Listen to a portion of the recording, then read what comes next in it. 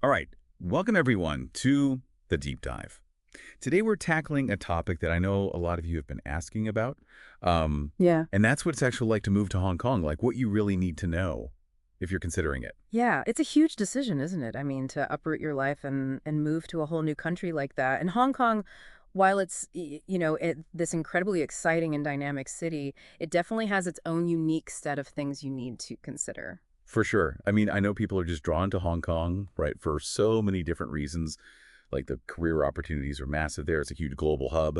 And then for students, it's just this amazing place to study. And then, of course, there's just the sheer adventure of living in a city like that. It's got that incredible skyline, the buzz, the energy. But, beyond that initial kind of excitement and allure, there are a lot of practical things to think about. Right, exactly. I mean, it's one thing to have this like romantic vision of Hong Kong, but actually making the move and building a life there, well, that's a whole other thing. And that's what we're going to get into today. Yeah, totally. And I think what makes Hong Kong so special, we've touched on this before in other episodes, is that unique blend of like the Eastern heritage with that Western influence. It's like this incredible cultural crossroads. Yeah, that's a big part of what makes it so fascinating, isn't it? That cultural fusion is really a defining characteristic of Hong Kong, and I think it's a major draw for a lot of people. So I guess what we're going to do today is kind of extract like the really essential, the vital elements of what it means to be an expat, to live in Hong Kong, and kind of equip you with the knowledge so you can, if you're thinking about making that move, approach it with a bit more confidence and clarity. Exactly. We want to give you the real picture, the good, the bad, and everything in between, so you can make an informed decision. Okay, so let's unpack this a bit. And maybe a good place to start would be like with that cultural adaptation piece, because I think moving isn't just about, the logistics of it all. It's really about stepping into a new way of life, right? A whole new culture. Absolutely. And adapting to a new culture, it's a journey, it takes time, and it requires a genuine effort to understand and appreciate those local norms, those local customs. And Hong Kong, even though it's this incredibly international city, it still has its own distinct cultural fabric. Yeah, for sure. And I think even making small gestures, like really small gestures, can make a huge difference. Mm-hmm. And our source, actually, one of the things they highlight is like making an effort to learn some basic Cantonese phrases, just simple greetings, things like that. Oh, yeah, absolutely. I mean, it shows respect, right? You're making that effort. And it can really smooth those everyday interactions. It's not about being fluent, but just those little attempts can go a long way. Right, exactly.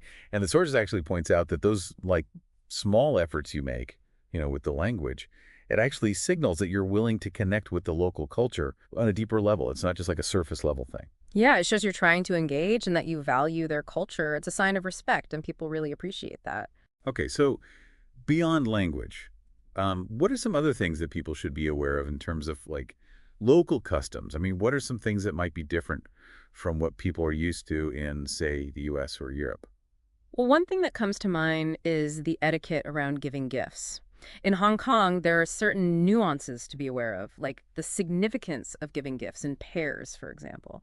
And then there are things like table manners, showing respect to elders during meals. Those sorts of things can be quite different. Right, and it's those little things that sometimes can have the biggest impact, right? I mean, they can make you feel more comfortable, more welcome. Absolutely. It's about being culturally sensitive and showing that you're making an effort to understand and respect their ways. And I guess one of the best ways to really get a feel for a culture is to immerse yourself in it, right? Like actually experience it. That's right.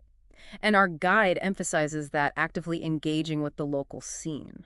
So what does that look like, practically speaking? Like, what are some things people can do? Well, think about attending a traditional dragon boat festival or exploring the local markets, trying the street food in Mongkok. Those are the kinds of experiences that give you a real firsthand taste of the culture. Yeah, it's not enough to just observe from a distance, right? You got to get in there and experience it. Exactly. Get involved, participate, and you'll gain a much richer understanding and appreciation for the local culture. Now, it's also important to remember that this process takes time, right?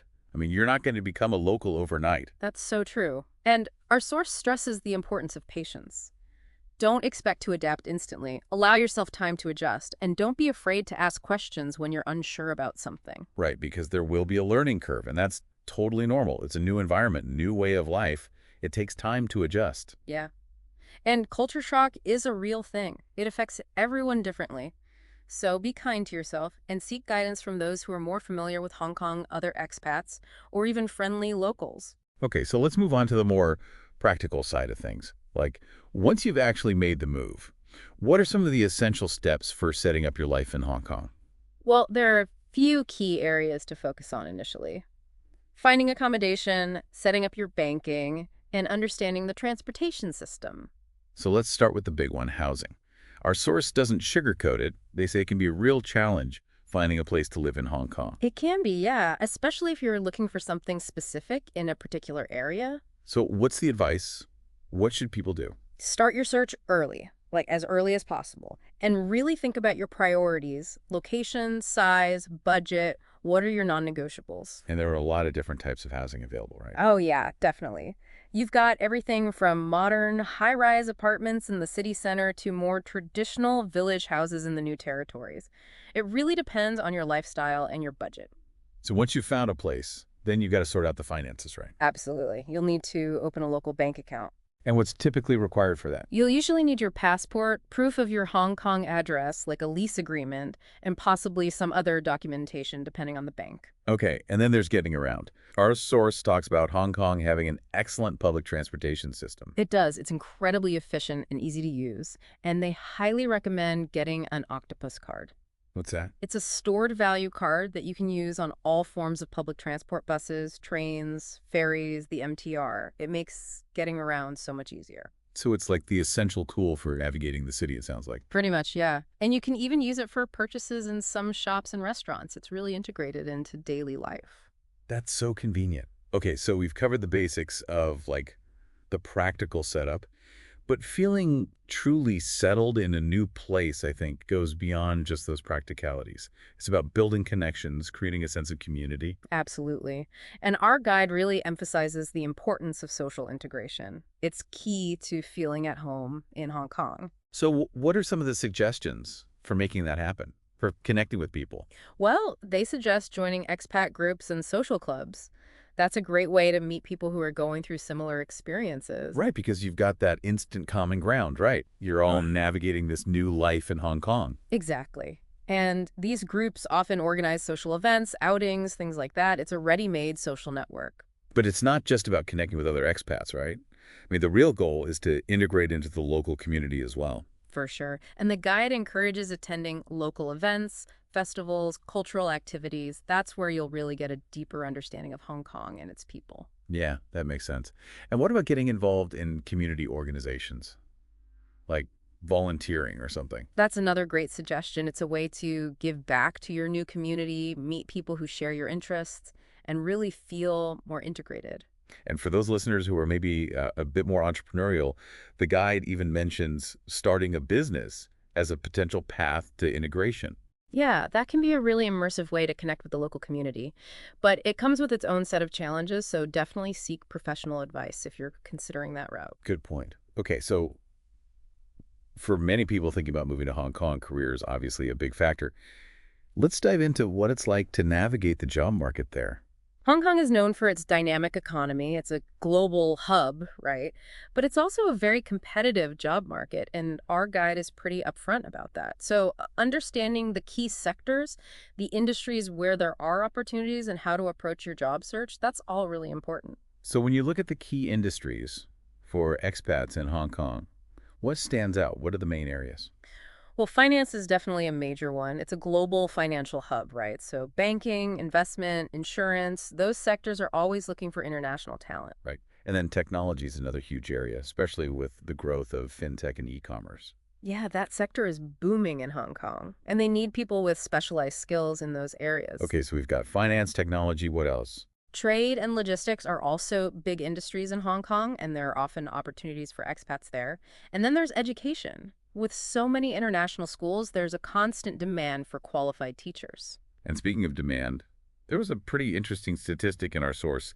They mentioned that Hong Kong is facing a projected talent shortage of something like 180,000 skilled workers by 2028. That's huge. It is, and it shows that there are real opportunities for people with the right skills and experience. But you need to be strategic about your job search. So what are some of the best strategies for finding a job in Hong Kong? What does the guide recommend? Well, they talk about utilizing online job boards, the international ones like LinkedIn and Indeed, but also local platforms like JobsDB, which can be a good resource. Hmm. And then, of course, networking is crucial, Networking, always important. especially in Hong Kong. Attending industry events, joining professional associations, connecting with people on LinkedIn, those Hmm. are all good ways to build your network. What about recruitment agencies? Are those helpful? Yeah, especially agencies that specialize in placing expats. They often have connections with companies that are looking for international talent. Makes sense. And then there's the whole thing about tailoring your CV and cover letter for the Hong Kong market, right? Yeah, that's crucial. You need to highlight your international experience, the skills that are particularly relevant to the roles you're applying for. You want to make sure your application stands out. Okay, so let's talk about the financial side of working in Hong Kong. Our source mentions that while salaries can be very competitive, especially in those key industries we just talked about, the cost of living is also quite high. That's right. You need to factor in the cost of housing, transportation, food, all of that. It can be expensive. So a high salary doesn't necessarily mean you'll have a ton of disposable income. Exactly. You need to look at the bigger picture and consider your overall expenses. But the good news is that many companies offer pretty comprehensive benefits packages. Yeah, that's definitely a plus. So what are some of the typical benefits that expats can expect? Well, health insurance is usually included, and that's essential given the cost of healthcare in Hong Kong. Housing allowances are also common, which can be a huge help with those high rents. And sometimes companies even offer assistance with school fees if you have children. That's great. And the guide stresses the importance of understanding the tax system in Hong Kong. Absolutely. You need to know how much tax you'll be paying so you can accurately budget. And it's important to remember that tax isn't automatically deducted from your salary, so you'll need to file a tax return. Right. And then there's this thing called the MPF, the Mandatory Provident Fund. Yeah, that's Hong Kong's retirement savings scheme. Both you and your employer contribute to it. So it's something to be aware of when you're negotiating your salary and benefits package. Absolutely. And if you want to research salary benchmarks for different industries, the Census and Statistics Department has a lot of good information on their website. Okay, so we touched on housing earlier, but I think it deserves a deeper dive. It's such a big factor in your budget and your overall experience. For sure. And our source is pretty clear that housing in Hong Kong can be pricey, so research is key. They describe a pretty wide range of housing options. You've got those modern apartment complexes, which are very common, especially in urban areas.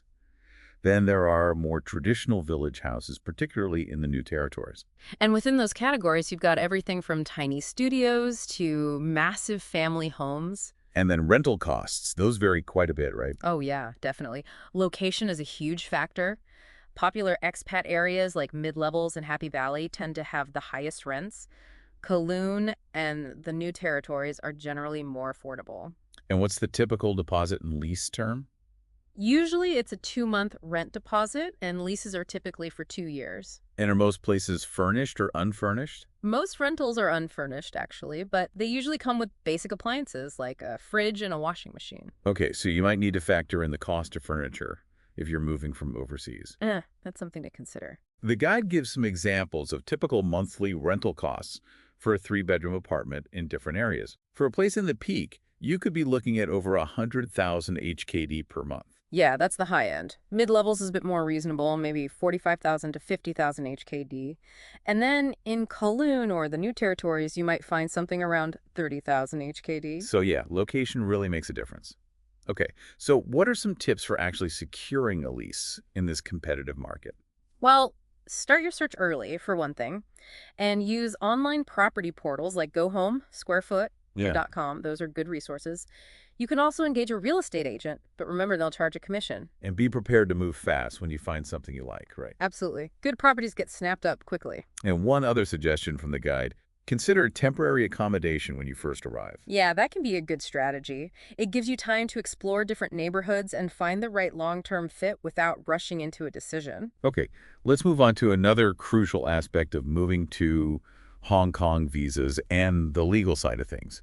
Can't really get around this one, right? Definitely not. Getting your visa sorted out is one of the first and most important steps. You need to make sure you have the right visa to live and work in Hong Kong. So for people who are moving for work, what's the most common type of visa? It's called the employment visa, and you typically need a job offer from a Hong Kong company that is willing to sponsor your visa application. Okay, so you can't just show up and start looking for a job once you're there. You need that sponsorship in place beforehand. Exactly. And there are other types of visas as well for things like investment, starting a business, or if you're a dependent of someone who already has a visa. But the key thing is you need to figure out which visa category applies to your situation. And the best place to do that is the website of the Hong Kong Immigration Department, right? Yes, that's the official source for all visa-related information. They have all the details on the different visa categories, the eligibility criteria, and the application procedures. And it sounds like if you don't have the right of abode in Hong Kong, meaning you weren't born there or don't have specific family ties, you absolutely need to have your visa sorted out before you arrive. Absolutely. You cannot just arrive as a tourist and then try to switch to a work visa. It doesn't work that way. So what's the typical visa application process like? Well, it usually involves filling out forms, providing supporting documents like your passport, your employment contract, financial statements, and paying an application fee. The exact requirements will depend on the type of visa you're applying for. And the guide recommends starting the process well in advance, right? Yes, at least 6 weeks before you plan to move. Sometimes it can take longer, so it's best to err on the side of caution. Once you've arrived in Hong Kong and your visa has been issued, are there any other legal obligations to be aware of? Yes, a few things. Anyone over the age of 11 needs to register for a Hong Kong identity card within 30 days of arriving. Okay, and you need to carry that card with you at all times. Right. And it's also important to familiarize yourself with Hong Kong's laws and regulations, especially those related to employment, taxes, and general conduct. Ignorance of the law is not an excuse. Good point. Anything else people should know? Well, on a more practical note, Hong Kong has a great public Wi-Fi network. It's called Wi-Fi.HK, and it's free to use. That's handy. Okay, and one final thing on the legal side. Our source reminds us that Hong Kong has its own distinct legal system, which might be different from what you're used to. So, if you're ever unsure about anything legal, it's best to seek advice from a qualified professional in Hong Kong. Definitely. It's always better to be safe than sorry. Okay, let's shift gears now and talk about healthcare. What do people need to know about accessing medical services in Hong Kong? Well, Hong Kong has a dual healthcare system with both public and private providers. The public system is heavily subsidized by the government, so it's much more affordable. That sounds good. So what's the catch? Well, the downside is that there can be long waiting times for appointments and procedures. And you might not have as much choice when it comes to selecting a doctor. Okay, so that's where the private system comes in. Exactly. Private healthcare offers faster access to care, more English-speaking doctors, and a higher level of personalized service. But it's also much more expensive. And the guide mentions that a lot of expats choose to go the private route. Yeah, I think for many people, the convenience and faster service outweigh the higher cost. And given the potential cost of private healthcare, having good health insurance is absolutely essential, right? Absolutely. Without insurance, you could end up with some hefty medical bills. So what are some things to consider when choosing a health insurance policy? Well, first, think about what kind of coverage you need. Hospital stays, outpatient care, specialist visits, emergency services. Then look at the costs, the premiums, any deductibles or excesses you might have to pay, and check which hospitals and clinics are in the insurance company's network. So it's really important to shop around and compare different policies, it sounds like. Definitely. And look for plans that are specifically designed for expats. They often offer more comprehensive coverage. Okay, once you have your insurance sorted, how do you actually access medical services in Hong Kong? For public health care, you usually need to register at a clinic or hospital. For private, you can generally book appointments directly with a doctor or specialist. And what's the emergency number in Hong Kong? It's 999. Good to know. And any tips on finding a doctor? Ask for recommendations from friends or colleagues, or use online directories.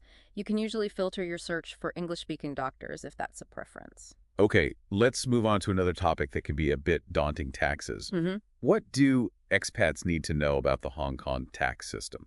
Well, the good news is that Hong Kong has a relatively low tax rate compared to many other countries, but it's still important to understand your obligations. So who is liable to pay tax in Hong Kong? Anyone who earns income in Hong Kong for more than 60 days in a tax year, And the tax year runs from when to when? April 1st to March 31st. Okay. And who do we pay our taxes to? The Inland Revenue Department, or IRD. And one important thing to note, tax is not automatically deducted from your salary in Hong Kong. You need to file a tax return. That's right. The deadline for filing is usually March 31st. And what kind of income is taxed in Hong Kong? Generally, income that is sourced in Hong Kong. So if you're only on a short business trip or your income is from overseas, you might not be liable, but it's always best to check with the IRD to be sure. Yeah, good point. And the guide emphasizes the importance of keeping good records of your income and expenses throughout the year. Absolutely. That will make the tax filing process much smoother. And how do you actually file your tax return? The easiest way is online. Through the IRD's website, you'll need to have your income statements and any documentation for deductions you want to claim. And are there any tax breaks or deductions that expats should be aware of? Yeah, there are a few. You can get allowances for dependent parents, children, contributions to retirement schemes like the MPF, and Hong Kong doesn't have capital gains tax or inheritance tax, which is a big Oh, plus. wow, that's good to know. Yeah, and some medical expenses might be deductible as well. It's worth exploring the IRD's website to see what you might be eligible for. And if it's all too confusing, you can always consult a tax advisor. Absolutely, especially if your financial situation is complex, it's worth getting professional advice. Okay, one final topic for today, education. For those of you who are moving to Hong Kong with families, choosing the right school for your kids is obviously a big decision. It is, and luckily, Hong Kong has a lot of great options, but it can be a competitive process, so you need to be prepared. So what are the main types of schools available for expat families? The most popular choice seems to be international schools. They offer internationally recognized curricula like the IB program or the British system. And these schools are popular for a reason, right? They cater to a diverse student body, they offer a high quality of education, and their qualifications are recognized by universities worldwide. Exactly. They're a good option for families who are planning to move again in the future because their kids can easily transition to other international schools. But getting into these schools can be tough, right? Yeah, it can be very competitive. So you need to apply early. And what does the application process typically involve? You usually need to fill out an application form, provide your child's school records and teacher references, and attend an interview or assessment. Some schools also have entrance exams. And it's important to check each school's specific requirements because they can vary quite a bit. Absolutely. Some schools give priority to certain nationalities or language abilities, and some require you to purchase a debenture, which is like a loan to the school. And those debentures can be pretty expensive from what I've heard. Yeah, they can be a significant cost. Okay, let's talk about school fees. International schools are known for being pricey. What kind of costs are we talking about? Well, it depends on the school, of course. Mhm. But annual fees can range from 150,000 HKD to over 300,000 HKD. Well, that's a lot. It is.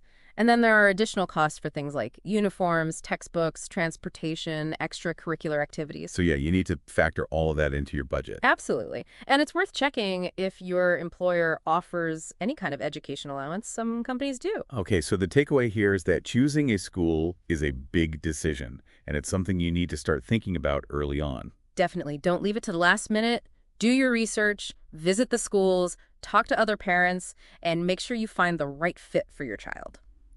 All right, so as we wrap up our deep dive into moving to Hong Kong, I think it's clear that this is a big decision, a big adventure, but it's also an incredibly exciting opportunity, right? It is. There are challenges, for sure, but the rewards can be huge. So I guess what we've tried to do today is give you a realistic picture of what it's like to live and work in Hong Kong, what to expect, what to prepare for. Exactly. We want to equip you with the knowledge you need to make an informed decision. And I think one of the key takeaways is that to really thrive in Hong Kong, you need to embrace the culture. Absolutely. Be open to new experiences, connect with the local community, and try to learn and appreciate the unique blend of East and West that makes Hong Kong so special. So as you weigh the pros and cons of this potential move, here's something to think about. Given Hong Kong's incredible energy, its unique blend of cultures, what aspect of expat life there do you find most appealing, most exciting? And on the flip side, what do you think might be the biggest challenge for you personally in adapting to that fast-paced, dynamic environment?